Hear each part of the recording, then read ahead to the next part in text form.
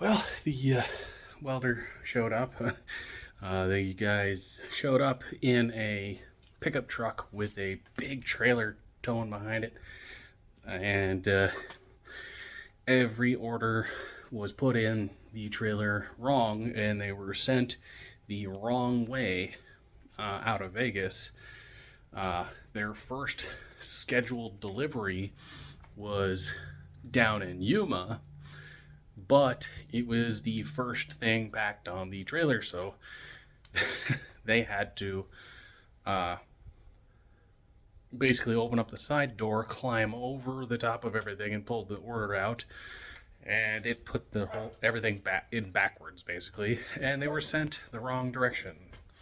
So it's here. It's it's a big boy. Welder generator.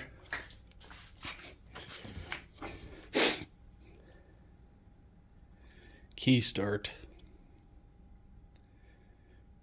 60% duty cycle. That means for every 10 minutes I can weld for 6. Peanut's mad because I gave them both cookies and she wants all the cookies. I'm going to unbox this or uncrate it the best I can, and then assemble it.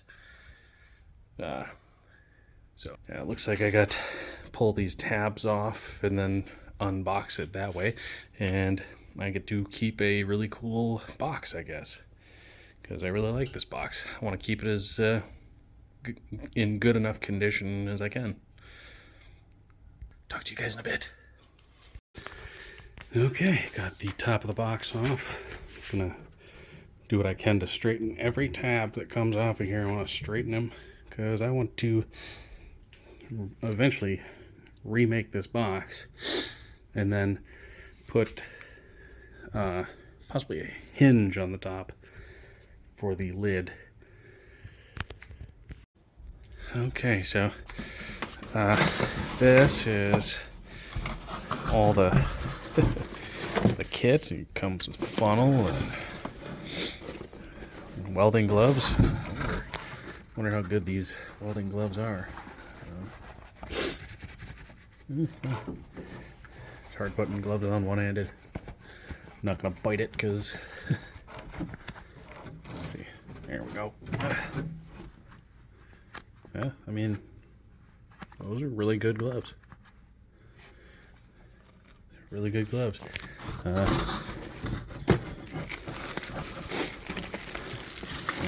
oh wow, that is heavy duty. Heavy duty. Just all the way off here. Stick that down over here. Heavy duty. Heavy duty. Handles, the axle. Oh yeah, that's some heavy duty stuff. And then this thing is in pretty damn good shape. Pardon the sniffles. It is allergy season still. I might actually put larger wheels on here and swap this axle out for a longer axle, or wider at least, and then put larger wheels on here because I want this generator to be like, instead of being down here, I want it to be like up here, so I don't have to really bend over that much to do things. But I will continue disassembly. Okay, got it out of the crate and on the floor. Now, if you can sumo squat right around 250 pounds, you can grab the sides here and just kind of waddle back and sumo squat, set it down. It's easy peasy, one person. But if you can't, call somebody. But yeah, I was looking at this stuff, and this does stick welding, and it is set up for TIG as well, because it comes with a TIG kit with all your TIG gear in here, you know, your cups and everything. I mean, it comes with a whole TIG kit. You've got to do your electrode and your earth clamp, and Tiffy's a butthead, but I love her. I do. Give me your nose. Give me your nose. You gotta pinch your nose. Rah, rah, rah, rah. But, yeah. They don't... They literally send you with this one wrench, and this is for your axle nuts. And it comes with pretty much nothing else tool-wise. So what you're going to need is a 10, a 13, and a 14. Your 10 is the top of the axle mount. Your 14 is the bottom. And then on this, one side is a 13 and the nut side is a 14. So when putting this together, those are the 3 wrenches you're going to need. You can choose sockets if you want, or a socket and a wrench, but I got ratchety wrenches, so I'll be good. And I mean, I am thoroughly impressed by the looks of it. And I mean, it came in, it's shiny, it's clean, it's the crate is actual plywood and steel. So I am very, very happy with this. Okay, so I'm getting the wheels on, and I tried the little tool that comes with it for these axle nuts, and the axle nuts are what am I at here? The axle nuts are 19s, but the little wrench that comes with it is a 21. So we've got 10, 13, 14, and 21 millimeter for all the deals. It does not come with oil, so that I have to get, as well as gas, apparently. You know, obviously, but slowly getting there, slowly. You have to do the nut to the top on these because you can't get the bolt in around the steel plates here. But the bolt faces up and the nut's on top. Okay, you've got the base for your wheels here, and you got your plates for your handles here, or your foots here. And these are the exact same thing as the other ones. You got your 10 and your 14 here, and you just gotta pop them on. Then you can put this back on its proper stands. I mean, it's pretty self-explanatory with, you know, any kind of common sense, but somebody might screw it up. I mean, it's just the way things go these days. But I'll be back again later. Okay, me and Tiffy's have got the legs and the wheels on. Now I'm going to do the handles, and people are going to be like, well, how do you know which end to put the wheels on and which one the handles or the feet, because they have the same bolt pattern. And then that's when I got to point out that this is the end with the engine, that's the end with the exhaust.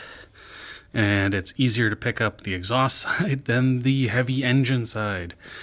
But yeah, I mean, it picks up nicely. It wheels very, very easily. Everything is clearly printed and decaled on there. There is no way you can screw this up, not really. So, yeah. You're a brat. But I love you. I love you, you deaf little shit. But, yeah. Next, the handles. Okay, so I got the ends of the cables put on. Now, these were a pain in the butt because the cables are this size. They are, let's see if they have a, yeah.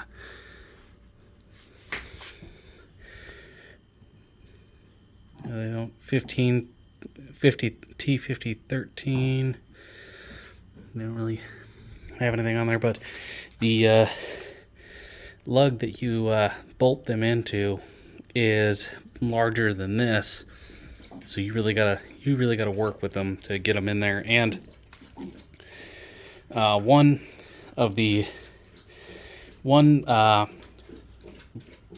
lock pins is long, the other is short, but they put both long ones in one and both short ones in the other, when it's supposed to be a long one and short one, long one and short one, to really lock that in there.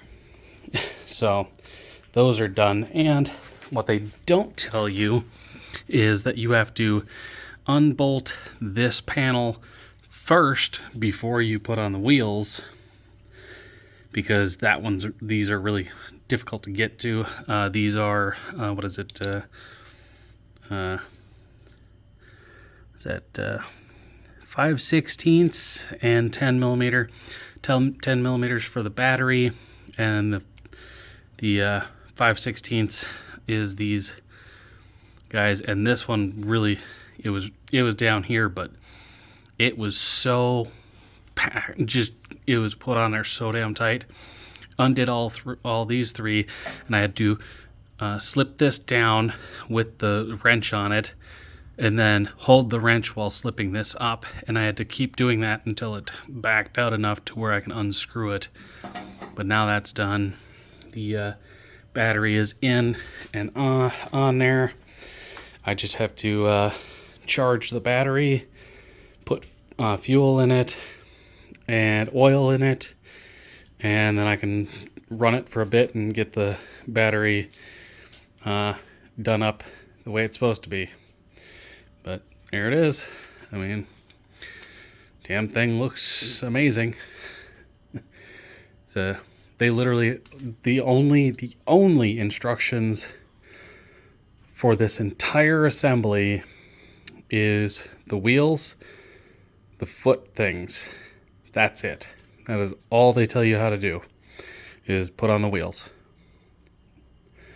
Everything else is how to run it and how to weld. I mean, there's two books on the whole thing. One book is just the parts diagram, and the other book tells you how to put the wheels and feet on, and then how to weld. Doesn't tell you how to put those on, doesn't tell you how to put the handles on, does not tell you how to do the batteries and everything. It's just, that's ridiculous. But it is together. It is complete.